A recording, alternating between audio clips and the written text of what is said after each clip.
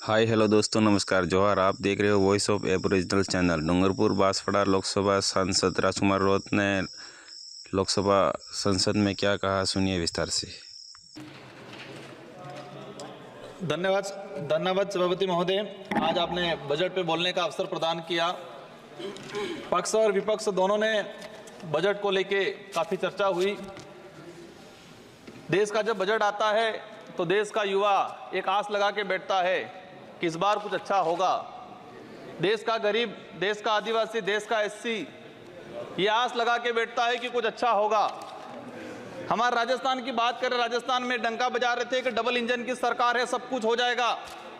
लेकिन केंद्र का बजट देखा, राज्य का बजट देखा, कुछ नहीं हुआ। और पूरा देश का एसटी एससी आदिवासी समुदाय हो, युवा हो, सब ये लग रहा है कि डबल इंजन की सरकार की दावा करने वाली इस बार का जो बजट है वो कहीं न कहीं सिर्फ बिहार का, कहीं न कहीं आंध्र प्रदेश का और सरकार बचाने का बजट साबित हुआ है। और कहीं न कहीं ये जुमलेबाज का जो बजट आया है इस बार, देश की जनता देख रही है। मैं उस लोकसभा क्षेत्र से आता हूं, बांसवाड़ा। मैं बांसवाड़ा डूंगरपुर की जनता को धन्यवाद देना चाहता हूं जिन्होंने मुझे चुन के भेजा। वहां पर हमारे प्रधानमंत्री जी ने कहा था कि जिसकी कोई पहचान नहीं है, जिसका कोई नाम नहीं है, जिसका कोई रिकॉर्ड नहीं है, ऐसे व्यक्ति को जिता के क्या करोगे। लेकिन बांसवाड़ा डूंगरपुर की जनता ने ठान लिया था कि लोकतंत्र है, राजतंत्र नहीं। और ये राजतंत्र तय करने का किसी को ठेका नहीं है, लोकतंत्र है। जनता ने ठान लिया था कि इस बार राजकुमार रोत जाएगा। मैं आपके माध्यम से, पूरे सदन के माध्यम से मेरी जनता को धन्यवाद देना चाहूंगा। मोदी जी ने कहा था वह वहां के बड़े बुजुर्गों को कि घर घर जाके राम राम बोल देना और चुनाव जिताना।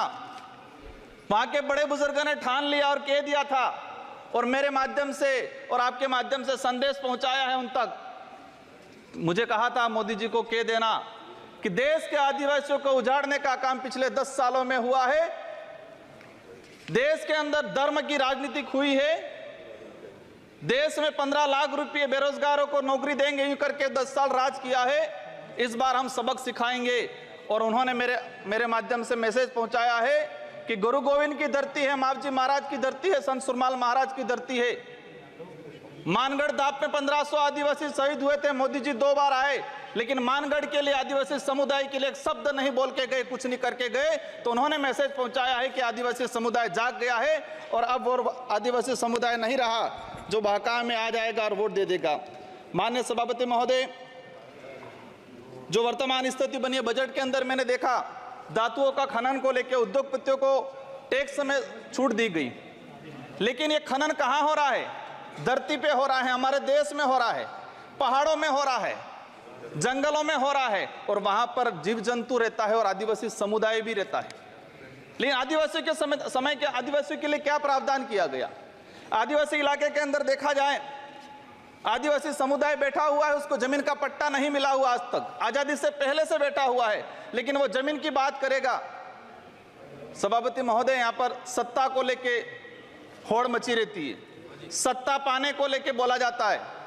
मैं जो कहना चाह रहा हूं, हमें सत्ता नहीं चाहिए, हमें हमारा अस्तित्व बचाना है, हमारा स्वाभिमान बचाना है, हमारा जल जंगल जमीन बचाना है।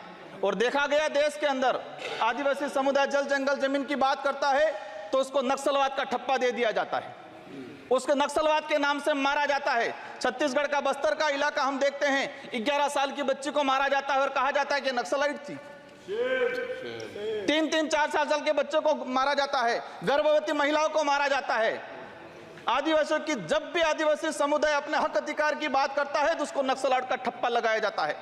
सभापति महोदय, आदिवासी समुदाय को या एससी समुदाय को फ्री की योजना, हम कहते हैं हमें फ्री की योजना मत दो, हमें हमारा हक दो, जल जंगल जमीन का मालिकाना हक दो। और संविधान के अंदर शेड्यूल 5 के अंदर, शेड्यूल 6 के अंदर जो रिजर्वेशन पॉलिसी लागू की है उसको धरातल पे लागू किया जाए। माननीय सभापति महोदय, मैंने देखा है भाजपा अलग अलग राज्यों में अलग अलग चीज कहती है। कई जगह कहती है बीफ खाओ, कई जगह मत खाओ। हमारे आदिवासी समुदाय को लेकर एक धर्म कोड की लंबे समय से मांग चल रही है कि आदिवासी समुदाय को अलग से धर्म कोड दिया जाए। आजादी से पहले 1871 से लगा के 1951 तक अलग जनगणना हुई है। आज आदिवासी समुदाय कोई ईसा धर्म अपना रहा है, कोई हिंदू धर्म अपना रहा है, अलग अलग जगह बटा हुआ है। आदिवासियों की आइडेंटिटी, उनकी पहचान खत्म हो रही है। आदिवासी समुदाय अपनी पहचान बचाने को लिए लड़ रहा है और लंबे समय से कह रहा है कि आदिवासियों की अलग से जनगणना कॉलम होना चाहिए, धर्म कोड होना चाहिए। झारखंड के अंदर 11 नवंबर 2020 को झारखंड विधानसभा में प्रस्ताव पास हुआ अलग से आदिवासी धर्म कॉलम को लेके। वहां विपक्ष में भाजपा थी और भाजपा ने समर्थन दिया और कहा कि आदिवासी समुदाय धर्म व्यवस्थाओं में भले हिंदू हो ईसाई उसमें नहीं आता है, आदिवासियों की अलग परंपरा रीति रिवाज है, उनको धर्म कोड जारी किया जाए। लेकिन राजस्थान में अलग तरीके से माहौल बनाया जाता है।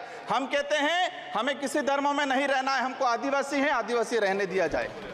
माननीय सभापति महोदय, लंबे समय से देखा गया है, कहते हैं वनवासी, कोई कहता है कुछ और।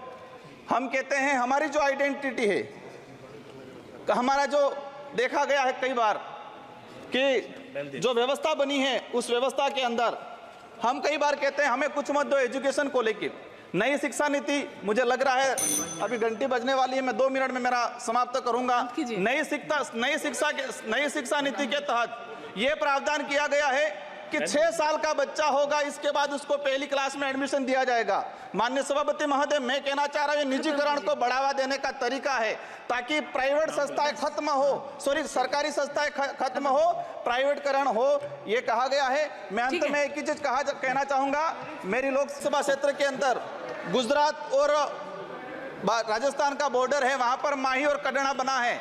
मैं सरकार से कहना चाहता हूं, अगर आदिवासी समुदाय के लिए, उस क्षेत्र के लिए कुछ करना चाहते हो तो इरिगेशन के तहत माही और कड़ना से प्रोजेक्ट तैयार करके उस इलाके के अंदर रखा जाए।